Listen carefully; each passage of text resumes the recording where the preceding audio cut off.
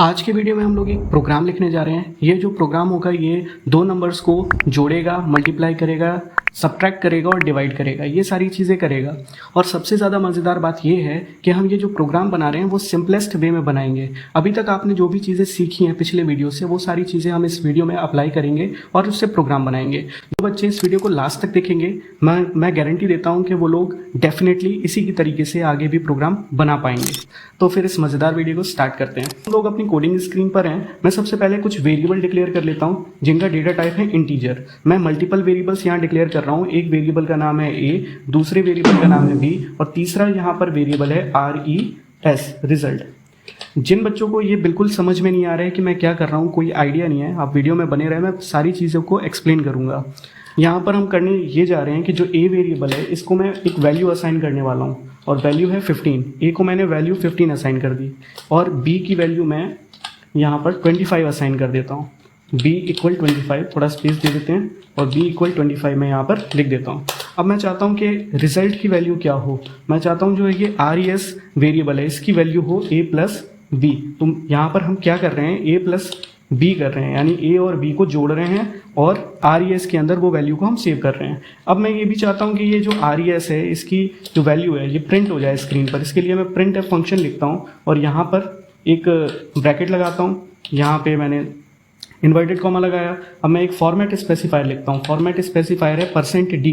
%d integer के लिए एक फॉर्मेट स्पेसिफायर होता है। फिर मैंने कॉमा लगाया और मैं चाहता हूँ कि ये RES की वैल्यू प्रिंट करे, तो मैंने यहाँ पर RES लिख दिया है और ब्रैकेट बंद करके सेमीकोलन लगा दिया। अब मैं इस प्रोग्राम को रन करता हूँ। प्रोग्राम को हम रन करके क्या देखते हैं, हम देखते हैं कि इसने जो रिजल्ट दिया है वो 40 दिया है। 40 अभी तक का रिजल्ट आया है। अब ये 40 क्यों आया इसके बारे में हम लोग समझते हैं।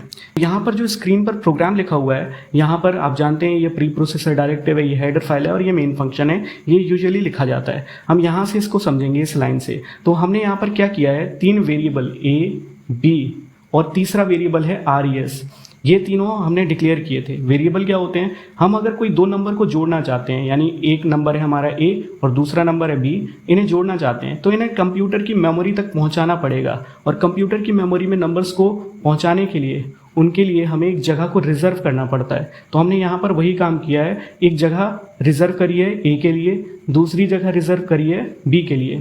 अब यहाँ पर वेरिएबल का मतलब ही क्या होता है, वेरिएबल रिजर्व्ड मेमोरी लोकेशन होते हैं। हम चाहते हैं कि ये जो दोनों मेमोरी हमने बनाई है कंप्यूटर के अंदर, कंप्यूटर की मेमोरी में हमने ये जो दो स्थान रिजर्व किए हैं, इनके अंदर हम इंटीजर टाइप का डेटा रखेंगे। तो हमने यहाँ पर डेटा टाइप लिखा है INT, और क्योंकि दो नंबर हम स्टोर करना चाहते हैं तो INT के बाद हमने A लिखा है, फिर B लिखा हुआ है। अब हम क्या करेंगे, जब हम A और B को जोड़ेंगे, जब हम A और B को ऐड करेंगे तो हमारे पास एक तीसरी संख्या आ जाएगी, एक तीसरा नंबर भी आ जाएगा। तो उसको स्टोर करने के लिए भी हमें जगह चाहिए, उसको स्टोर करने के लिए भी हमें कंप्यूटर की मेमोरी में एक लोकेशन को रिजर्व करना पड़ेगा। तो हमने वही काम किया है। यहाँ 3 वेरिएबल हमने डिक्लेयर किए हैं जिसमें हम पहले नंबर को A वेरिएबल में रखेंगे, दूसरे नंबर को B में रखेंगे और इन दोनों को जोड़कर जो रिजल्ट आएगा वो RES वेरिएबल के अंदर हम रखेंगे। तो वेरिएबल रिजर्व्ड मेमोरी लोकेशन है जो नंबर्स को होल्ड करते हैं। अब यहाँ पर हमने क्या किया, A की वैल्यू को हमने 15 कर लिया था क्योंकि वेरिएबल हमारे पास A था, इसके अंदर हमने 15 वैल्यू डाल दी। दूसरा वेरिएबल हमारे पास B था, इसके अंदर हमने 25 वैल्यू डाल दी। इन दोनों को ऐड करते हैं तो तीसरा वेरिएबल हमारे पास RES है। तो जब ये दोनों ऐड हो जाएंगे तो 40 आएगा रिजल्ट, जो कि आ भी रहा था। तो हमने ये किया है, तो रिजल्ट की वैल्यू 40 हो जाएगी। हमने यहाँ पर printf फंक्शन लिखा है। printf फंक्शन का मतलब है प्रिंट कर दो। printf का मतलब क्या है, प्रिंट कर दो। हम कंप्यूटर से कह रहे हैं प्रिंट कर दो, तो ये प्रिंट कर रहा है। हमें क्या प्रिंट कराना था, इंटीजर। तो यहाँ पर हमने उसके लिए %d फॉर्मेट स्पेसिफायर लिखा हुआ है। जिनको ये नहीं पता कि फॉर्मेट स्पेसिफायर क्या होता है, आप लोग पिछले वीडियो में जा सकते हैं और फॉर्मेट स्पेसिफायर के बारे में पढ़ सकते हैं। वहाँ पर मैंने डिटेल में इनको एक्सप्लेन किया है। तो हमने यहाँ इंटीजर के लिए फॉर्मेट स्पेसिफायर लिखा हुआ है %d, मतलब एक इंटीजर की वैल्यू प्रिंट करो। कौन सी इंटीजर की वैल्यू प्रिंट करना चाहते हैं, हम RES की वैल्यू प्रिंट करना चाहते हैं। तो ये प्रोग्राम यही काम कर रहा है। जब हम इसको रन करते हैं तो ये प्रिंट करता है वैल्यू RES की। अब हम इस प्रोग्राम को थोड़ा सा और इंटरेस्टिंग बनाते हैं। ये तो काफ़ी बोरिंग लग रहा था, इसको थोड़ा और इंटरेस्टिंग बनाते हैं। मैं जल्दी से यहाँ ये दोनों चीज़ें मिटा देता हूँ। हम लोग चाहते हैं कि जब ये प्रोग्राम रन हो तो उस दौरान हम प्रोग्राम को इनपुट दे पाएँ। अभी तो केवल जो हमने पहले से वैल्यू सेट कर दी है केवल उन्हीं को ये जोड़ रहा है। हम चाहते हैं कि जब ये प्रोग्राम रन हो तब हम इनपुट दे पाएँ और ये तो उस दौरान इनपुट लेकर संख्याओं को जोड़े। तो हम सबसे पहले यहाँ पर प्रिंट एफ लिख देते हैं। प्रिंट एफ एक मैसेज प्रिंट करने के लिए फंक्शन हम यहाँ लिख रहे हैं। हम चाहते हैं ये स्क्रीन पर प्रिंट करे। क्या प्रिंट करे वो हम यहाँ लिखेंगे। हम लिखते हैं, हम लिखेंगे एंटर।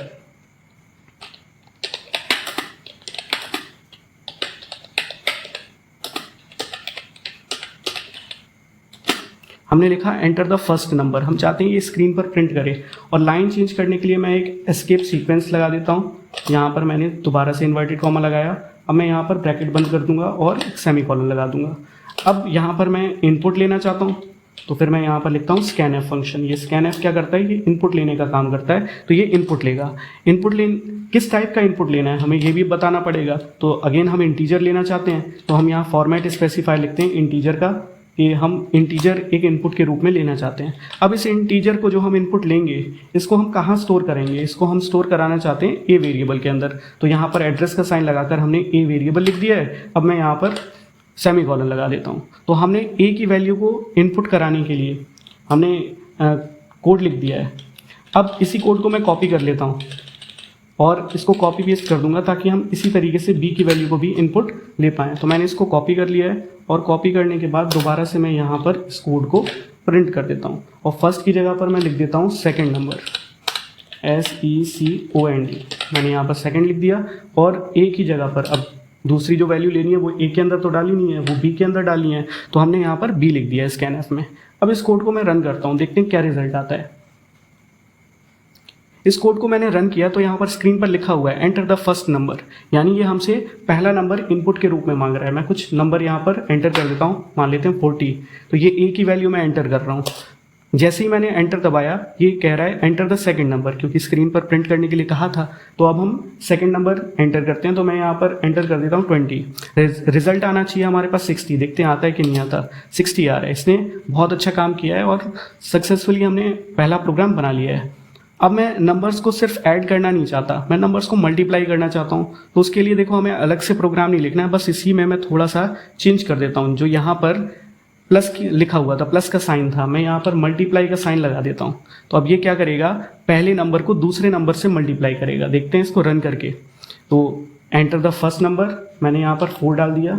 एंटर दबाया, वो कह रहा है एंटर द सेकेंड नंबर, मैंने 2 डाल दिया। रिजल्ट हमारे पास 8 आना चाहिए। देखते हैं आता है, आ गया। रिजल्ट 8 आ गया। तो हमने 2 प्रोग्राम बनाना सीख लिया है। बस एक प्रोग्राम सीखा जो कि जोड़ने वाला था, बस उसी में थोड़ा सा हमने चेंज किया और हमने दूसरा प्रोग्राम बना लिया है। अब मैं चाहता हूँ कि पहले नंबर से दूसरे नंबर को ये घटाए। इसके लिए हम क्या करेंगे, बस वहाँ पर साइन को हमने प्लस से मल्टीप्लिकेशन से माइनस का साइन कर दिया है। अब दोबारा मैं प्रोग्राम रन करता हूँ और ये दोबारा नंबर मांग रहा है, मैंने इनपुट करा 40। फिर ये सेकंड नंबर मांग रहा है, मैंने इनपुट कर दिया 12। रिजल्ट कितना आता है हमारे पास 28। ये बढ़िया परफेक्ट काम कर रहा है। डिवीजन के लिए प्रोग्राम बनाना हो तो बस यहाँ डिवाइड का साइन लगाओ, तो ये पहले नंबर में दूसरे नंबर से डिवाइड करेगा, पहले नंबर को दूसरे नंबर से डिवाइड करेगा। अब मैं यहाँ पर 50 लिख देता हूँ। ठीक, 50 को मैं डिवाइड करना चाहता हूँ 2 से। रिजल्ट 25 आना चाहिए। आ रहा है, बिल्कुल आ रहा है। ठीक है, ये बहुत सही प्रोग्राम बना है। एक प्रोग्राम से हमने 4 प्रोग्राम सीख लिए हैं, डिवीजन का भी, मल्टीप्लिकेशन का भी, एडिशन का भी, सब्ट्रैक्शन का भी। और आई होप आपको ये प्रोग्राम समझ में आया होगा, किस तरीके से एक प्रोग्राम लिखते हैं। अगर आपको वीडियो पसंद आया तो वीडियो को लाइक कर दें और दोस्तों के साथ इस वीडियो को ज़रूर शेयर करें। आपने कुछ सीखा है तो आपके दोस्तों को भी कुछ नई चीज़ें सीखनी चाहिए, उनको भी शेयर कर दें इसको। और चैनल को सब्सक्राइब ज़रूर कर लें ताकि आपको इसी तरीके के वीडियोज़ आगे भी मिलते रहें। तो फिर मिलते हैं अगले वीडियो में।